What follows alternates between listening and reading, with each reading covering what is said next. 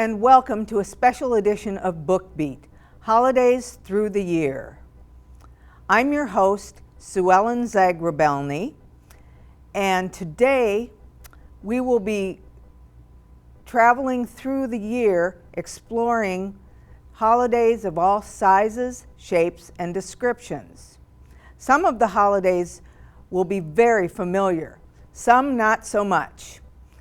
It's our time together. I hope to introduce you to books about holidays that are new to you, as well as some that are familiar friends. You'll hear new stories and rediscover some old friends. For the less familiar holidays, let's learn together what makes them special, who celebrates them, and why. Let's start with the present. Thanksgiving is very near. In the United States, it's a national day of Thanksgiving, celebrated the fourth Thursday of November. This book is about a family's Thanksgiving celebration told by various family members. Let's read Round the Turkey, A Grateful Thanksgiving. My turn, Jessie. They're coming from near, they're coming from far, by plane and by train, by bike and by car. They can't wait to be where the others all are. Everyone's coming to my house. They're coming for turkey and stuffing and pie, for hugs and for kisses, for handshakes and hi, for talk and for laughing, till midnight goodbye, my family together at my house. That's Jessie. And here's Milo. Milo's turn. We had a school assembly and everyone came, the principal, the teachers, and Mayor What's-His-Name. We said the Pledge of Allegiance, but that's not the whole story. When it was time to sing some songs, I got to hold Old Glory. I didn't slouch or dip the flag. I stood up straight and proud right through God Bless America, the music growing loud. We sang of purple majesties and amber waves of grain. We sang loud, they heard us down on 51st and Main. Now others shared the stage with me, and some made speeches too, but I'm the guy who held up high the great red, white, and blue. Major holidays that are celebrated in December, along with a few lesser known ones, such as December 6th, St. Nicholas Day, celebrated in Europe, December 13th, St. Lucia's Day, celebrated in Scandinavia. The three that you are probably most familiar with are Hanukkah, Christmas, and Kwanzaa. Hanukkah takes place anytime between late November and late December, depending on when the Jewish month of Kislev occurs. Kislev is at the same time as December in the more familiar Western or Gregorian calendar. This year, Hanukkah, or the Festival of Lights, takes place over 8 nights from Sunday, December 6th to Monday, December 14th. The holiday celebrates or commemorates a time many years ago when Jewish people rose up against oppressors. In a long battle over 8 nights, the oil of the lamp of the temple remained lit, even though there was only enough oil for 1 night. The temple in Jerusalem was rededicated to celebrate the victory over their oppressors. Hanukkah Moon is an unusual story of a Jewish family visiting relatives in Mexico to celebrate Hanukkah. The story mixes some parts of Jewish culture with Mexican culture. Let's read Hanukkah Moon by Deborah DaCosta.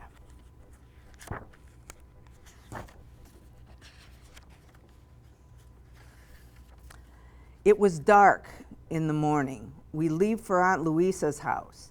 I breathe foggy clouds into the air. Tell me again, Mama, what's going to happen at Aunt Louisa's? Mama smiles. A very special Hanukkah party. But Aunt Louisa just moved here from Mexico. Will she know how we celebrate Hanukkah here? Of course, Papa said. And at Louisa's, you'll be able to celebrate the Hanukkah moon. The Hanukkah moon, I asked. I've heard of the blue moon and even the man in the moon, but never a Hanukkah moon. Before I get an answer, we pull up Louisa. She's waiting at the doorway, her cat Paco, who seems to be smiling. Welcome, welcome.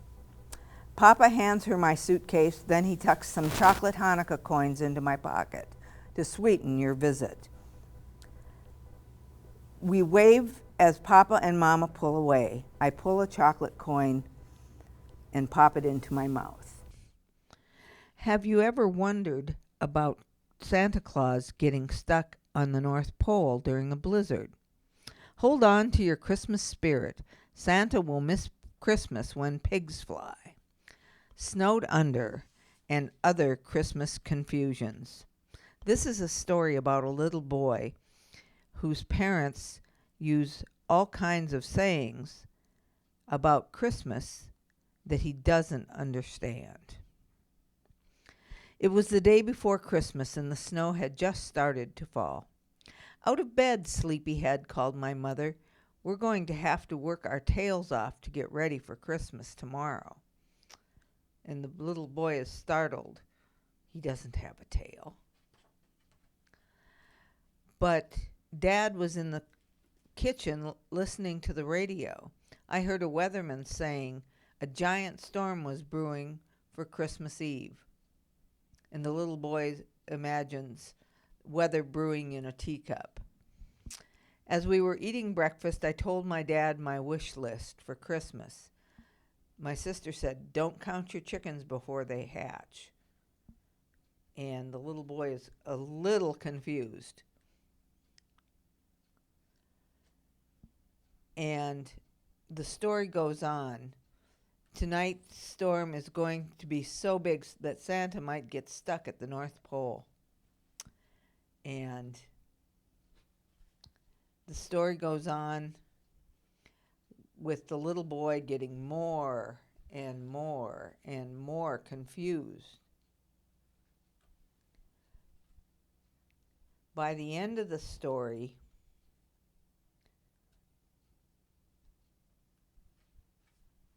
the little boy talked to his grandpa, and the grandpa said, getting us to bed on Christmas Eve was like pulling teeth. But finally the little boy fell asleep. When I woke up the next morning, I saw Santa had come after all. I lit up like a Christmas tree. The end.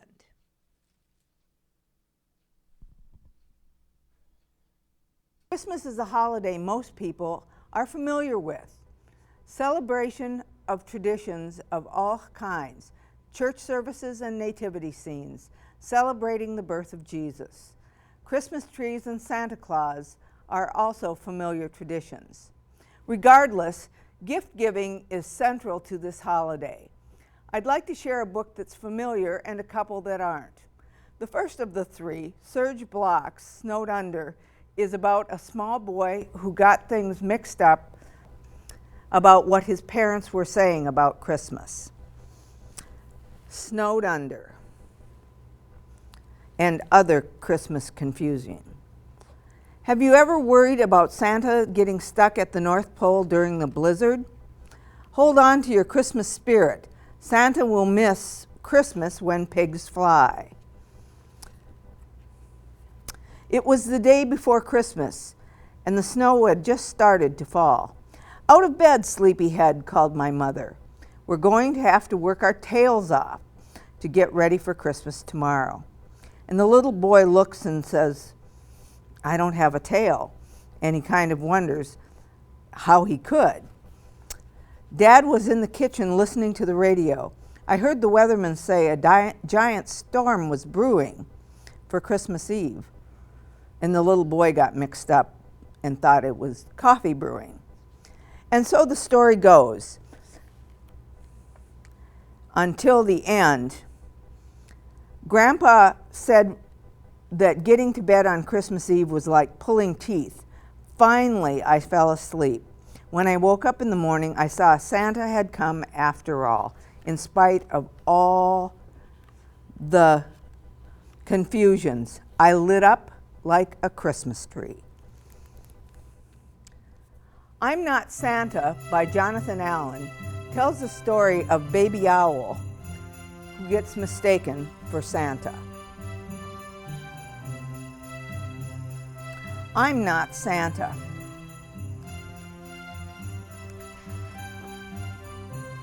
It was Christmas Eve, and Baby Owl had been out in the snowy wood playing with his sled. The woods are so quiet in the winter, he thought as he trudged home. Santa, called Baby Hare, it's you. I'm not Santa, said Baby Owl. Don't be so silly. But you are Santa, insisted Baby Hare. You're wearing a red hat with fur on it. Santa wears a hat like that. But I'm not Santa, said Baby Owl. I'm an owl. You're big and fat like Santa, cried Baby Hare. You are Santa. And the story goes on with Baby Hare insisting that the baby owl is Santa. And Baby Owl keeps saying, I am not Santa, and it's not a sleigh, it's a sled. Sleighs are much bigger, and I am an owl. But you're Santa, said Baby Hare. And you keep saying no, but you are. And then Baby Hare starts to cry, and he cries. And then Baby Owl says, I am Santa, okay? I am Santa. Ho, ho, ho. Just stop crying. Baby Hare stopped crying. He looked at Baby Owl. You're not Santa, said Baby Hare.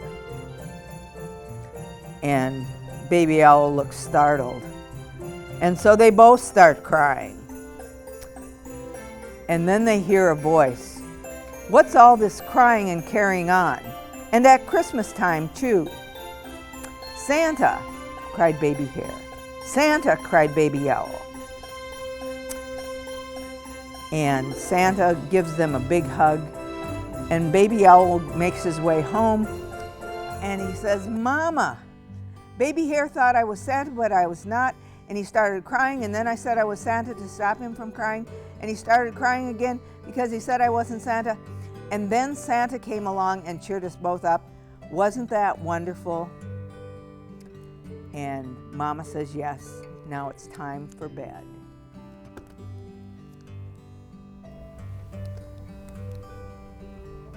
One familiar tale is A Christmas Carol. It tells the story of Mr. Scrooge, who doesn't treat people very well.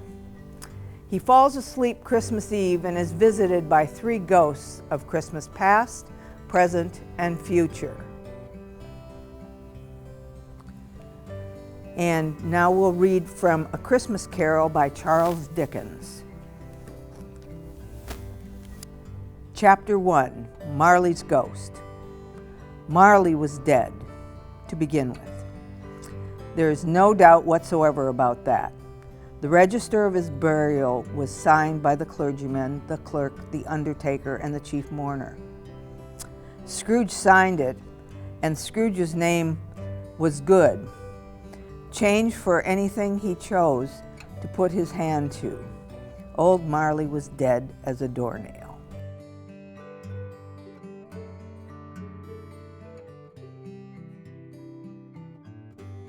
That night when Scrooge turns into bed, he is visited by the first of three ghosts, that of Christmas past.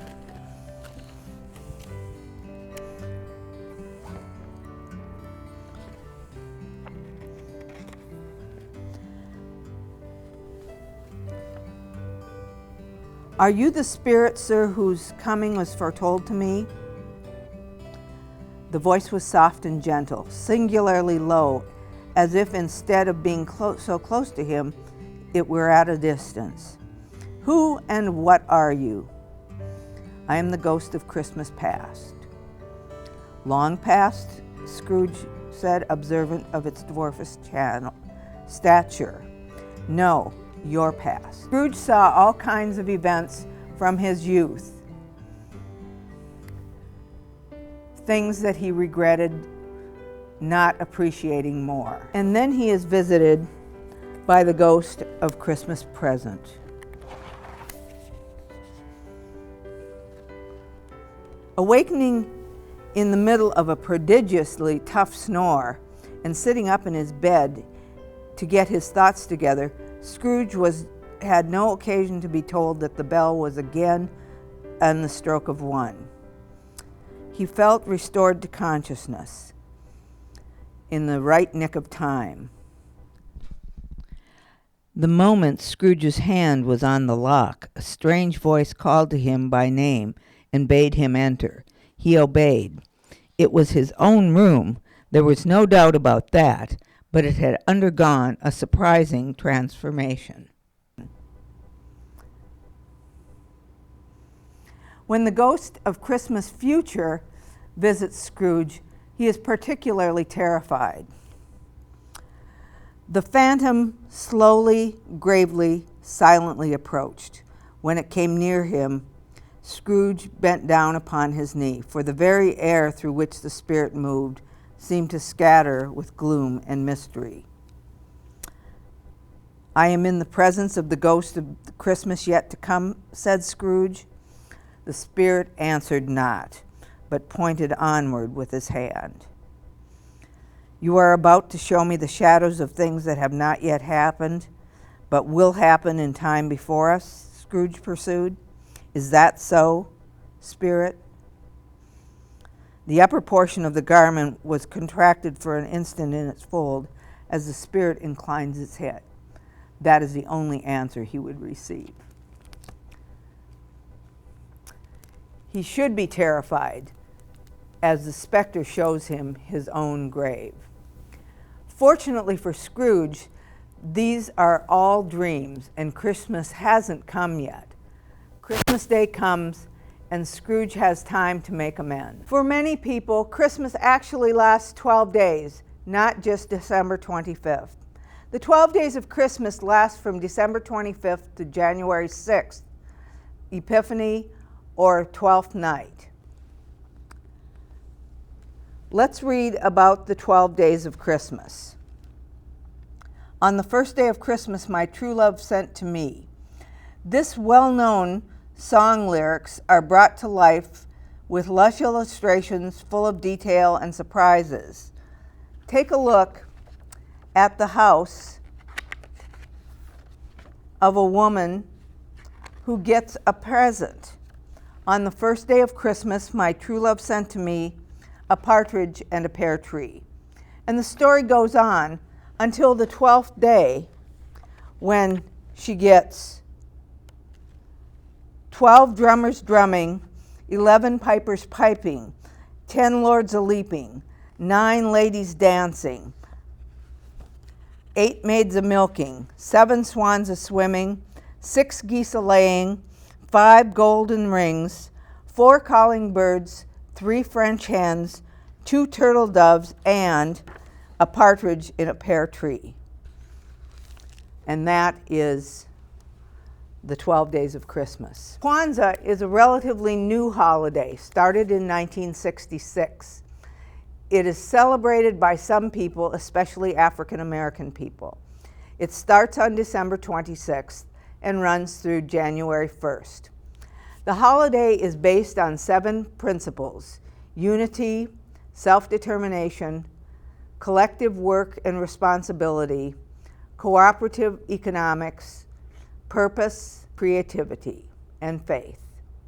The story starts out with an old African proverb: sticks in a bunch are unbreakable. The 7 brothers in this story learned that this is true. Let's read 7 Spools of Thread, a Kwanzaa tale. In a small African village in the country of Ghana, there lived an old man and his 7 sons. At the death of his wife, the old man became both father and mother to the boys. The 7 brothers were handsome young men. Their skin was as smooth and dark as finest mahogany wood. Their limbs were straight and strong as warriors' spears. But they were a disappointment to their father. From morning till night, the family's small home was filled with the sound of the brothers quarreling. One sad day, the man died and was buried. At sunrise the next morning, the village chief called the brothers before him. "Your father has left an inheritance," said the chief. The brothers whispered excitedly among themselves. "I know my father has left me everything because I am the oldest son," says the oldest. "I know my father has left me everything because I am the youngest son." "He left everything to me," said the middle son. "I know I was his favorite." And the boys started shouting and shoving. The chief said, "Stop this instant." The boys stopped fighting. They shook the dust off their clothes and sat before the chief, eyeing each other suspiciously. The chief told them that they each would get a spool of thread, and their job to be able to get the inheritance was to spin the thread into gold by moonrise this evening. When the 7 Ashanti brothers arrived at their farm, something unusual happened. They sat side by side, from the oldest to the youngest, without saying anything unkind to each other. "My brothers," the oldest said after a while, "let us shake hands and make peace among ourselves." And the brothers tried various ideas to figure out how they could make gold out of these threads. "Could it be," said the youngest, "that by making something of this thread we could earn a fortune in gold?" "Perhaps," said the oldest, "we could make cloth out of the thread and sell it. I believe we can do it. This is a good plan, but we do not have enough of any one color to make a full bolt of cloth. What if we weave the thread together and make a cloth of many colors?"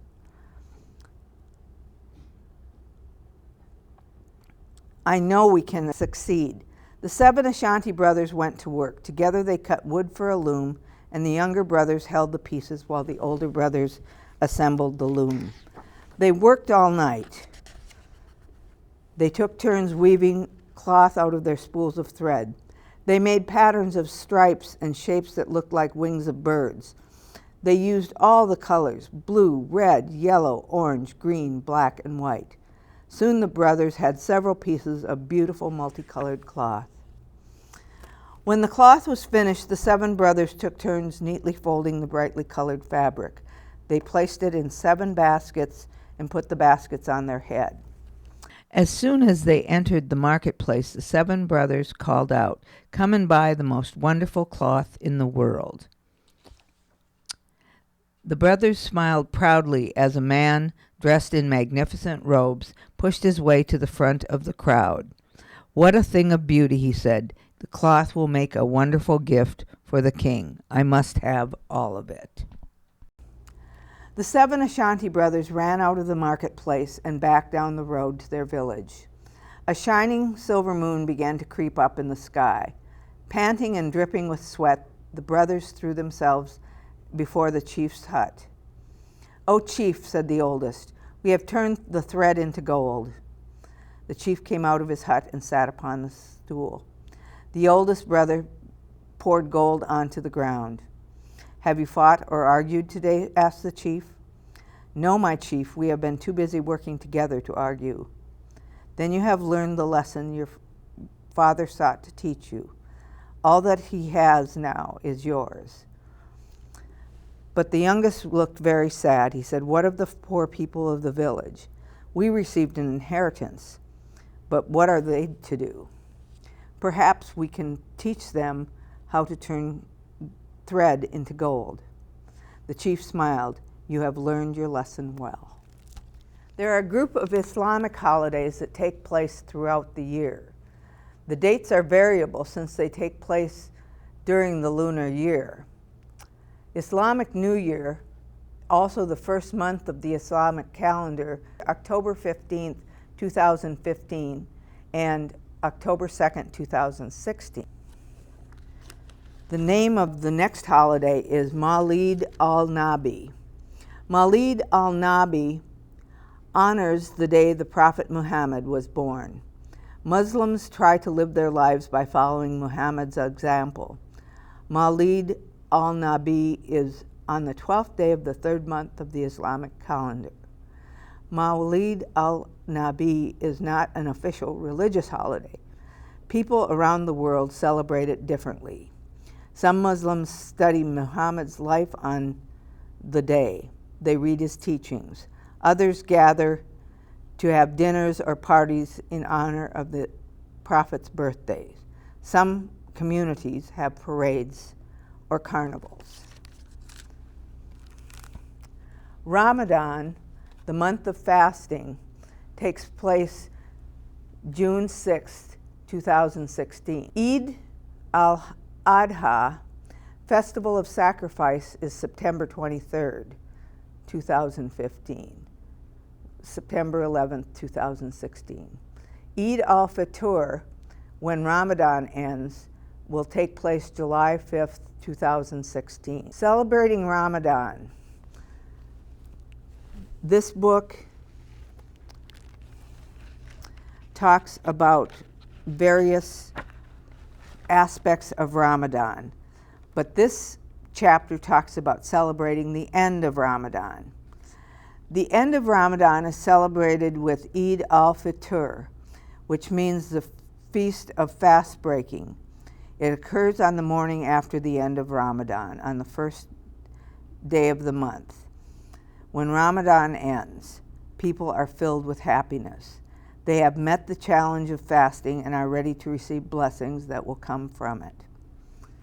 And this book is very good because it gives you all kinds of information about Muslim holidays, and it allows us to learn about a different culture. Another story, Nabil's New Pants, an Eid tale, tells about Nabil, a cobbler or shoemaker, who works very hard right up to the night before the Eid, the fast of fast breaking at the end of Ramadan. The long and short of the story is that Nabil gets new trousers for Eid, but they are too long. The story traces the comedy of errors when too many seamstresses make for very short pants. Read it and see what happens. Welcome back to BookBeat, the special edition Holidays Through the Year. In the winter, there are a number of holidays that we're pretty familiar with. New Year's Eve, December 31st, New Year's Day, January 1st, Martin Luther King Day, the third Monday in January, Valentine's Day, February 14th, President's Day, the third Monday in February, St. Patrick's Day, March 17th. One holiday in February you may not be familiar with, Buddhist holiday celebrated particularly by the Vietnamese people, Tet, or Lunar New Year, which the Vietnamese people celebrate February 8th. And this is a story about Lynn and the Red Envelope by Diane Tran. And the story is about a little girl, Lynn, who is trying to help her mother get ready for Tet, but she can't do things right. It turns out that she gets an A for her effort. Today is a special day. Happy New Year, Pinky.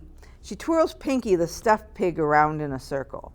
We're going to have so much fun celebrating with my cousins and eating our favorite Vietnamese foods today. I can't wait. Mommy says we must finish getting the house ready so that we can have good luck this year. If we are good, we will get a red envelope with lucky money. Yes, the Lunar New Year is here, and Lynn wants to help her mom prepare for the big celebration. There is much to do around the house before the family reunion dinner. Try as she might to help her mom with the traditional customs that bring good luck in the new year, Lynn keeps making mistakes. Will she and Pinky the stuffed pig fix their messes in time to get a lucky red envelope? Read the book and find out. February 14th is St. Valentine's Day. The day is marked by giving and sending of Valentine cards, flowers, and sweets. In our next story, the main character receives a valentine from a secret admirer. The story goes on to tell how Luann was determined to find out who that person was.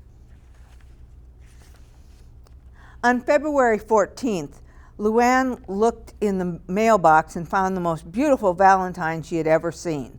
It was addressed to her, and it said, "Be mine, from your secret admirer." And Luann goes on to say, "Look what I got, a valentine from a secret admirer. I wonder who it is." "Eat your pancakes," her dad said. And so Luann goes on a quest to find out who sent her this secret admirer valentine. She goes first to one person and another, neglecting her studies all day. She finds difficulty seeking out this person. She checked in people's lunches, she checked in people's desks. She checked in people's book bags. There was no green pen there either. Luann stopped at the card shop on her way home. "Excuse me, sir," she said to the clerk. "You don't happen to remember who brought this valentine, do you?" "Sure I do," said the clerk. "He was a big fellow with a curly tail."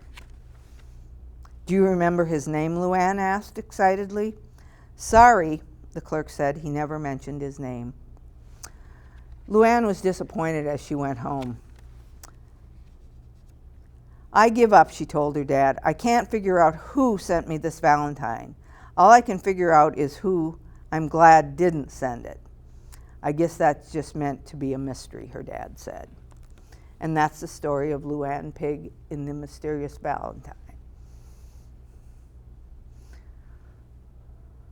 Passover and Easter are movable holidays. Easter is celebrated the first Sunday following the full moon that is on or after the vernal or spring equinox. That means Easter can be as early as March 22nd or as late as April 25th. In 2016, Easter will take place March 27th. Some people celebrate Easter as a religious holiday, commemorating the resurrection of Jesus or the day Jesus rose from the dead. Others celebrate Easter by visits from the Easter Bunny, Easter egg hunts, and time with family and friends. Clifford's Happy Easter is a story about our friend Clifford the big red dog and his person, Emily Elizabeth. "Hi, I'm Emily Elizabeth, and I love spring. So does my dog Clifford. The best part of springtime is Easter. Last spring, Mom and Dad brought us a lot of eggs to color for the big Easter egg hunt. And you can see with the story that Clifford is not very good at helping. So Clifford helped by watching me decorate eggs. He was a good watcher. Emily Elizabeth went home and went to bed after coloring all the eggs, and she dreamed about coloring eggs. And through the night, she dreamed that Clifford had fallen into the dye and was different colors over and over and over again. He had spots, he had checkers, he had stripes, he had geometric designs. But it was too much for Emily Elizabeth. I tried to scrub the dye off of Clifford. I grew frantic. And then I woke up. It was Easter morning and the sun was shining.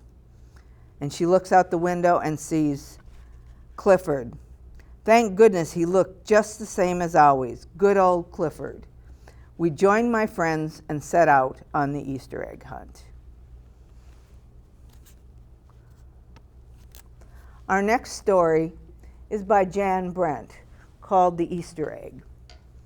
The main character, Hoppy, wants to be the one to help the Easter rabbit hide the Easter eggs. He met a lot of other rabbits and got lots of ideas about how to make an award-winning egg. It turns out that he didn't need any of their ideas. He found the perfect one he didn't expect. The Easter egg. Chirrup, chirrup, spring is here. Time to start on my first ever Easter egg, Hoppy said. Every year, the bunny who decorated the winning egg got to help the Easter rabbit hide the eggs on Easter morning. So Hoppy doesn't really know what to do since this is the first time that he decorated an egg. So he stops and sees various people. He sees Flora Bunny, who is doing wildflowers in her egg, and he gets some wildflowers. He goes to Buster Birch and gets a piece of wood for his basket. He goes to Aunt Sassafras and gets chocolate to make a chocolate egg. He sees Grandma Irene decorating with one of her favorite story eggs. He takes some ideas from that. And so on. He goes all through the village finding ideas. But he gets so tired, he lays down and goes to sleep in the wood. Making a beautiful egg is harder than I ever imagined, he thought. I guess I don't have to win. I just want to make an egg I am proud of. Then something happened. There was a squawking of birds, and Mother Robin swooped down, calling wildly as if she couldn't decide where to go. One of the eggs had tumbled out of Mother Robin's nest. Inside the perfect blue egg was the baby robin that needed its mother to keep it warm until it hatched. And so Hoppy knew what he had to do.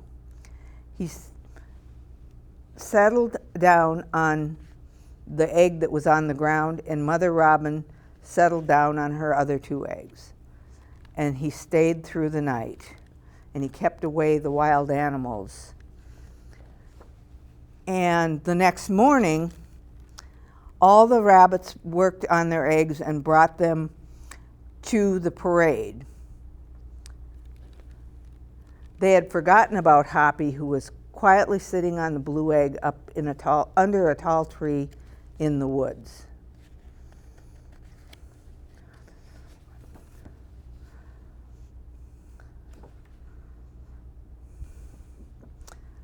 The Easter Bunny stepped down from the wagon where all his eggs were and looked at the decorated eggs one by one. You have brought me the most beautiful eggs in the world, but a very special one is not here. The rabbits were puzzled. Whose egg could that be? And so the Easter rabbit goes out into the woods and brings back Hoppy and the cracked, bedraggled egg where the robin chick had hatched. The rabbits cheered for the egg that had surprised them all. "It's our best Easter ever, Hoppy," they shouted. Then the brave little bunny and the Easter rabbit rode off together to hide eggs for the girls and boys to find Easter morning.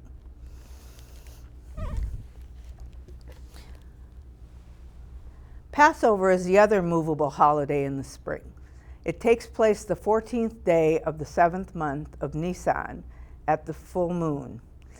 In 2016, Passover will take place over 8 days, beginning the evening of April 22nd and ending the evening of April 30th.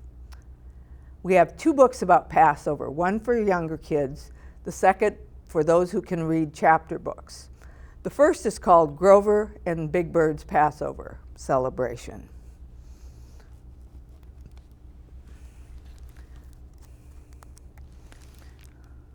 Grover and Big Bird are in a hurry to get to the Passover Seder, but there are many delays. Various people come to the rescue, And the question is, will they arrive in time to ask the 4 questions? Scarlett and Sam escaped from Egypt.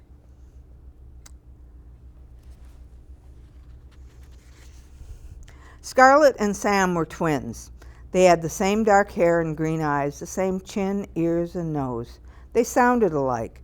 They even were the same height and weight. They were best friends, too. But sometimes they liked to argue. Tonight was one of those times. It was the first night of Passover.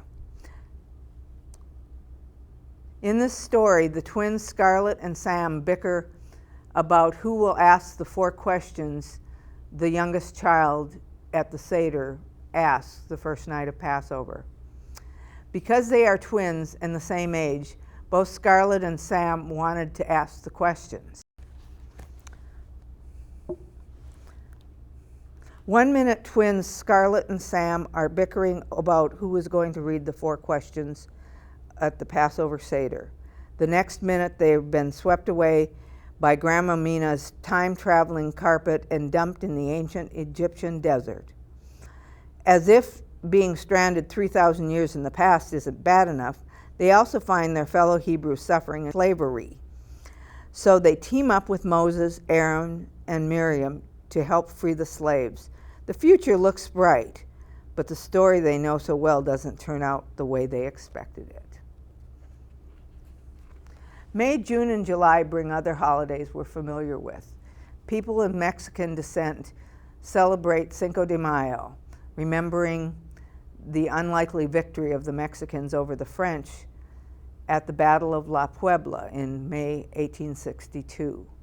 The second Sunday of May in the U.S., we celebrate Mother's Day. Memorial Day is actually May 30th, but is celebrated the last Monday in May. Father's Day is celebrated the third Sunday in June. June 14th, in the U.S., we celebrate Flag Day. 4th of July is the celebration of the U.S. independence, 1776. It is celebrated with festivities, fireworks, and parades. This brings us to Labor Day. Again, family time and the last free weekend of the summer are hallmarks of this weekend, which honors America's working men and women. This brings us to Labor Day, the unofficial beginning of autumn. Again, family time and the last free weekend of the summer are hallmarks of this holiday, which honors America's working women and men. One holiday that most kids and lots of adults enjoy is Halloween. Humbug Witch by Lorna Bellion is the story of a little witch with big problems. Here is how she solves it.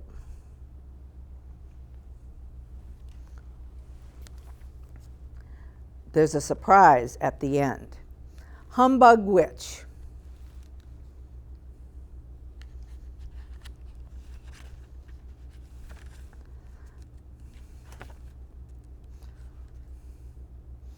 What does a witch do when she can't do witchy things?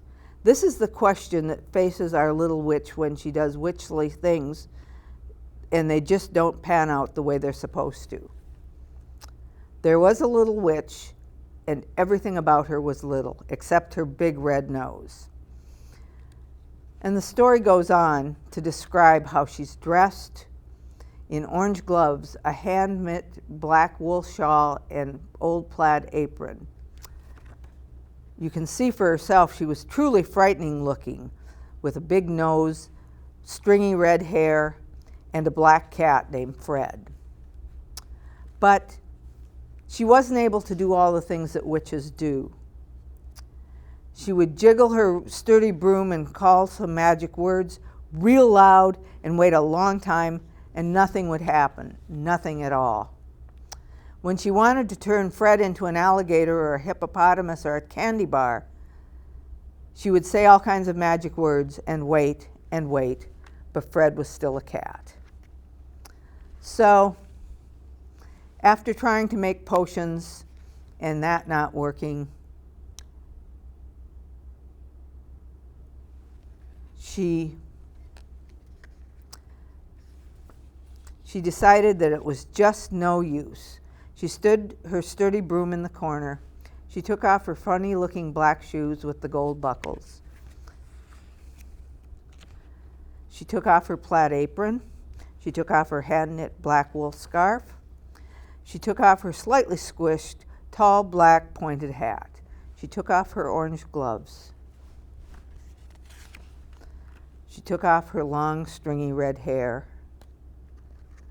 And she took off her mask. And that's how that story ends. Our last book is our old friend Amelia Bedelia, the Rogers housekeeper. She drives her family crazy by her help in making preparations for Halloween. Let's read a little bit about Amelia Bedelia. When Amelia Bedelia arrived for work, she could not believe her eyes. "Oh my gosh," said Amelia Bedelia. "What has happened to the house?" And in front of the house are all kinds of tombstones and pumpkins. There's bats in front of the house. "This is terrible," says Amelia Bedelia. "Mr. and Mrs. Rogers must need me. Someone has ruined their house." She ran to the front door. "Arg!" yelled Amelia Bedelia. "Help!" And she's caught in the bats in the doorway. Mr. and Mrs. Rogers rush out. "Hold still," said Mrs. Rogers. "I will get the bats out of your belfry." "Ha," says Mr. Rogers. "That would be a full-time job. She has made me bats for years." Amelia Bedelia just doesn't get what she's supposed to do. Mr. Rogers tells her to crack a window, so when she does, she uses a hammer. Amelia Bedelia goes through the whole of Halloween, making life very difficult for the Rogers. And that's the story of Amelia Bedelia. We'll end with Veterans Day, celebrated November 11th, a patriotic holiday which celebrates veterans and active service people in our armed forces. This brings us full circle with a year of holidays. I hope you have enjoyed our book reviews and that you will look up these and other books about holidays at your local library. Thank you for joining us at BookBeat. We look forward to seeing you next time.